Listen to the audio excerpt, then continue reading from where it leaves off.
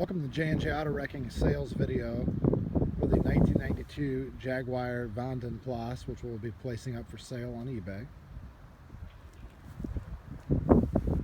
This will be sold by J&J Auto Wrecking. We're a three-generation family-owned salvage yard in Marshallville, Ohio.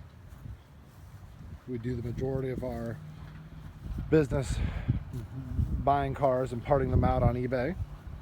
This is a vehicle in which we actually bought to part out and sell on eBay, and it would have ended up in our yard. It's like the other 800 up there. So, but when we got here, we decided that just was going to be a shame because there really wasn't anything wrong with the car. We have gone over some stuff in this car. It is not perfect, but it is a very nice driver's car. It is far above average for the Ohio area. It seemed as if it spent the majority of its life in Texas. It has some Texas decals on it and some documentation that led us to believe that, which we'll get to here as we go through the walkthrough.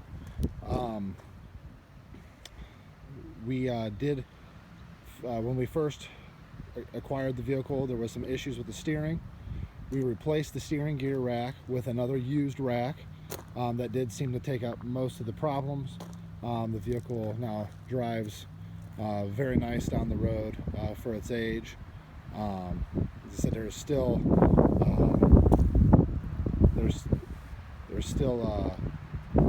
minor things that I think used to be pointed out in the vehicle, which we'll get to as we drive the vehicle later. But overall, a solid 9 out of 10 with most things on this vehicle. So, for starters, as I said, this life of the vehicle was spent mostly in Texas. I'm not sure what this decal entails, but I can tell you that I've done plenty of these vehicles and they typically have a lot of rust. This vehicle has none, nor does it have any corrosion on any of the wheels. It does, however, have some wear on the inside on the seats, probably from the heat, which would tend to add to the Texas life that it lived. See, both seats have some damage and tears. Let me get the key out of the ignition here. It does have a very fancy key. Comes with. Very clean and healthy interior. We did have the radio throwing a code. We did have the code for the radio, and we have every intention of getting that back to full usability with having a code before we sell it. So if that has not been sorted already, that will be sorted by the time we deliver the vehicle, or we will make every attempt to do so. Let's see, it's got a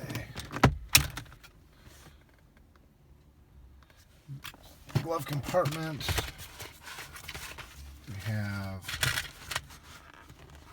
an official Jaguar cleaning kit, lots of documentation, lots of books. There was an official Jaguar touch-up paint with the vehicle. There are a few odds and ends. One of the few pieces of the interior that were broken is actually this sun visor clip, which we have the piece of it in there. If you ever want to make an attempt to make that right, the piece is there. Otherwise, the interior is fairly flawless. Nice dash. Everything works on the instrument cluster. I'm going to go ahead and fire this up here. Oops. See, the vehicle has 94,460 miles. The fuel gauge is another area that we were unable to sort out. So it has had the low fuel light on. We have added fuel. I'm not sure if it is the gauge on the cluster or in the tank itself. That is not something that we are going to be fixing before we sell the car. So that is one of the things that will shut this door. That is one of the things that will remain as is when we sell the vehicle. Everything else though, turn signals,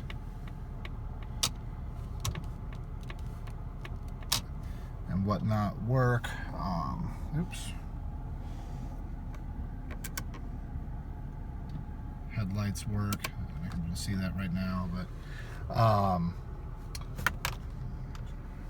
all of the seat operations have been tested and work. Forward, backwards, up, down, the rear, up and down, and the back, forward and back. The heated seats work. I did test them, at least on the driver's side. I did not test the passenger side, but I did test all of the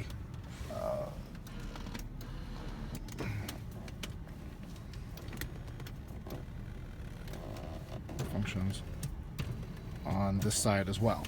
So, and that is the worst of the interior damage, as I said earlier, with the missing of the sun visor clip and the tears on the inside seats.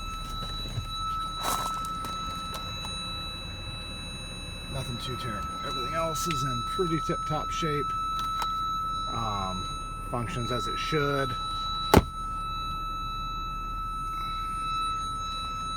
There's some light scuffing here on the steering wheel. Not a big deal. The trim panels are all in very excellent shape.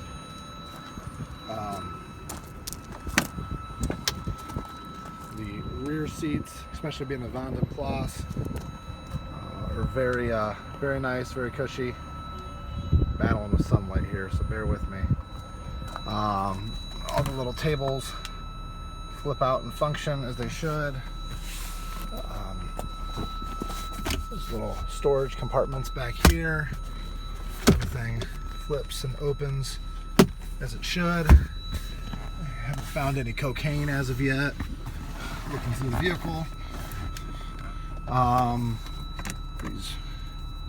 It has rear vanity shades on both sides that are manual. There is a little bit of sag to the rear headliner here, but the rest is all nice and tight. Sorry if this video is making anyone want to puke. I'm doing my best I can here.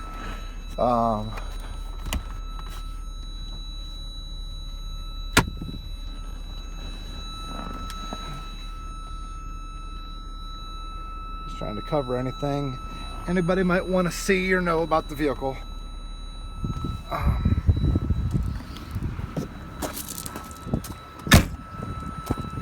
some video of the outside here. Passenger fender is in very nice shape. Passenger front wheel's in nice shape. Mirrors in nice shape. Doors are near mint, just some very light, soft dents. There's one right there, you can barely see it.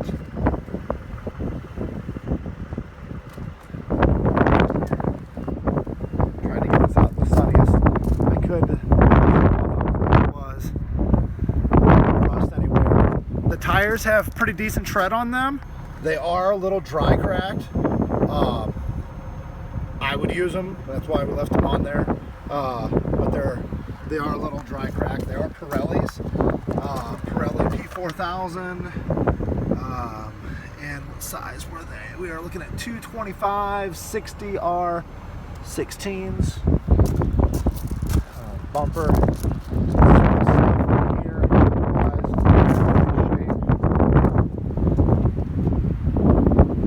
Some small dings that I saw on the deck lid. Let's see if I can bring that out in the video. There's one right here and one right here. Real soft dents. Nothing too bad. Very clean. Wheels on this side. There's a small dent right here above the wheel. But as you can see, and it's just a very, very nice car. Probably most importantly, how well it runs. The car just really fired right up the first time we tried. I don't believe those are factory fog lights, but they're nice and clear. And they're all wired up to the factory switches inside, so somebody did a nice, careful job with it. Nice clean hood. Pop pop it up here again to get some video underneath.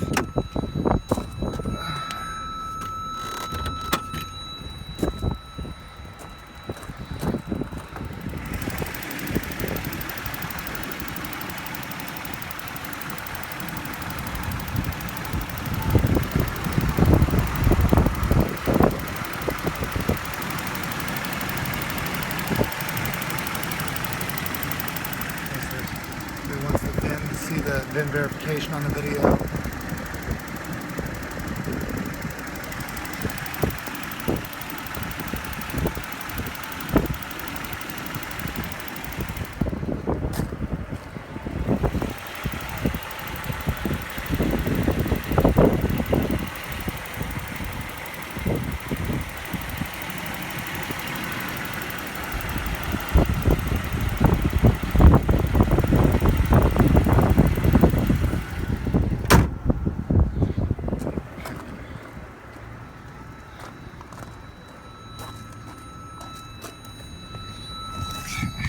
I can't legally take this out on the road because it doesn't have insurance or license on it, but we were able to drive this thing around the lot as much as we can to feel confident with it, and we were able to, we had to run it for a registration check, and we're able to drive it legally there and back, which it passed with flying colors, so there was really no issue there. But it was limited to about 10-15 miles of driving. So we don't have a whole lot of time behind the wheel. The only thing that I noticed from driving it is that there is a slight rattle in the left front. We checked over everything to see if there was anything loose that we may have missed. Busy place today. I'm gonna be driving around a little goofy here. We tried to see if there was anything that we missed that wasn't tight from changing the steering gear rack. Everything looked nice and tight. There really wasn't anything that stood out to us as being, been held up by the FedEx guy here, anything that stood out to us as being a major issue. So we're not sure if it's like a strut bearing plate or if it's just like a ball joint. But there is some kind of knock there. It doesn't sound too serious. It doesn't seem like anything's loose, nothing's wobbling. Other than that, it's a very smooth ride. It's shifting nicely. We've had no issues there. Like I said, aside from just the low fuel light, and the battery light has been on quite a bit on this thing. And it's a 92 Jaguar. I think anybody who would be looking at this is going to understand there's going to be electrical issues to sort. There's going to be minor mechanical issues. It's not perfect, but like I said, it's a solid 9 out of 10 car. I think it's going to make somebody a very good vehicle, and I'm looking forward to delivering it to or have whoever's coming to pick it up. I'm excited to see how much they enjoy owning this car. So bear with me here, I'm backing up.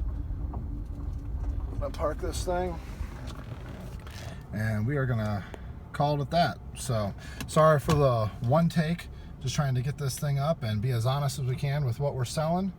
And happy bidding. Have a nice day.